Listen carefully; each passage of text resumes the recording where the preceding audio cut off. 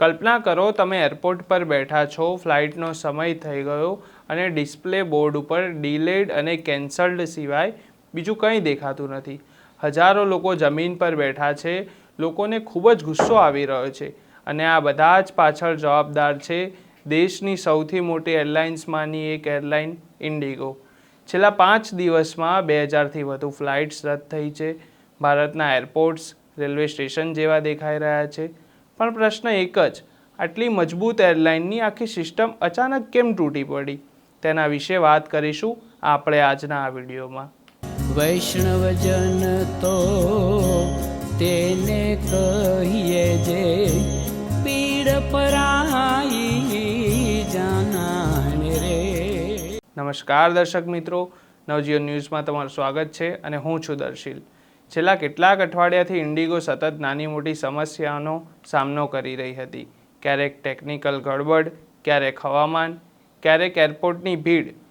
આ બધું જોઈને પબ્લિકને લાગી રહ્યું હતું કે આ તો સામાન્ય મામલો છે, પણ હકીકતમાં સમસ્યા ધીમે ધીમે ઉકળતા દૂધ જેવી વધી રહી હતી. અને પછી એક નિયમ આવ્યો જેણે આખી સિસ્ટમને મુશ્કેલીમાં મૂકી દીધું અને તે હતું FDTL રૂલ.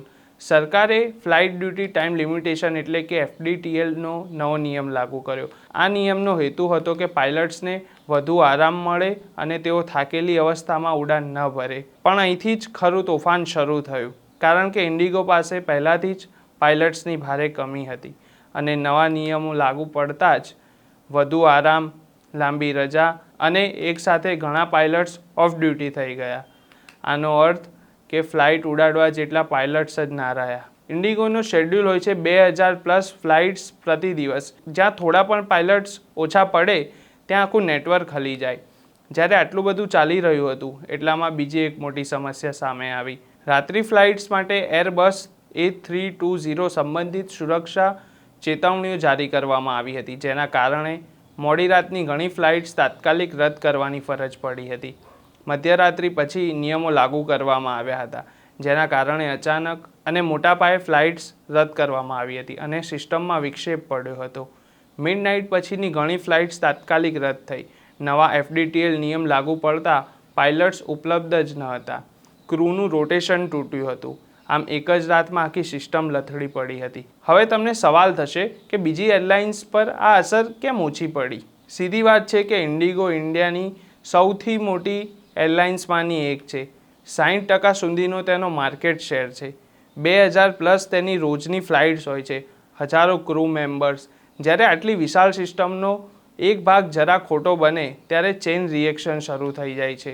જેમ ટ્રેનના ડબ્બા એકબીજાથી અથડાય એમ અહીં દરેક રૂટ એકબીજા રૂટને પ્રભાવિત કરે છે. આ બધી વસ્તુ વચ્ચે DGCAએ મોટો યુટર્ન લીધો. જ્યારે મુસાફરોનો ગુસ્સો વધ્યો, એરપોર્ટ્સ પર હોબાળો થયો, ત્યારે DGCAએ એક મહત્વપૂર્ણ નિર્ણય કર્યો.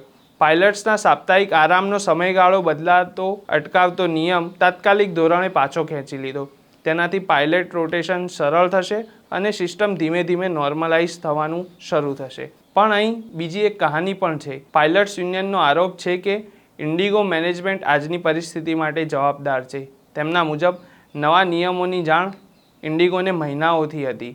એરલાઇનને વધારાની ભરતી કરવી જોઈતી હતી, જે તેમણે કર્યું નહીં અને તેની જગ્યાએ સ્ટાફમાં ઘટાડો કરવામાં આવ્યો. યુનિયનનું સ્પષ્ટપણે કહેવું છે કે આ તબાહી અચાનક નહીં, તૈયારીના અભાવે સર્જાઈ છે. આટલી ચર્ચાઓ વચ્ચે આ બધાનો ભાર કોના પર પડ્યો? જવાબ: સામાન્ય મુસાફર. એરપોર્ટ્સ પર તમે દ્રશ્યો જોયા હશે. લોકો જમીન પર સૂતા હતા, બાળકો રડી રહ્યા હતા અને ટિકિટના ભાવ તો જાણે આસમાને પહોંચ્યા હતા. તમે વિચારો, 3,000 થી 4,000ની ટિકિટના અચાનક 18,000 થઈ ગયા. કેટલાક રૂટ ઉપર તો 25,000થી 30,000 ભાવ પણ પહોંચી ગયો હતો. આ બધું મુસાફરના ખિસ્સા અને સમય બંને પર ભારે પડ્યું. તો હવે પ્રશ્ન એ છે કે પરિસ્થિતિ ક્યારે નોર્મલ થશે? અંદાજે થોડા દિવસોમાં ધીમે ધીમે આ પરિસ્થિતિ સુધરશે, પરંતુ સંપૂર્ણ પુનઃસ્થાપન માટે ઇન્ડિગોને વધુ ભરતી, વધુ ટ્રેનિંગ અને વધારે મજબૂત શેડ્યુલ મેનેજમેન્ટની જરૂર છે. એક વાત તો સ્પષ્ટ છે કે આ સંકટે બતાવી દીધું કે મોટીથી મોટી એરલાઇન્સ પણ નાના નિર્ણયો અને તૈયારીના અભાવથી તૂટી પણ શકે છે. દર્શક મિત્રો, જો તમને આ વિડીયો ગમ્યો હોય તો વિડીયો લાઇક કરજો, શેર કરજો અને કમેન્ટમાં લખજો કે આ પરિસ્થિતિ માટે કોણ જવાબદાર છે.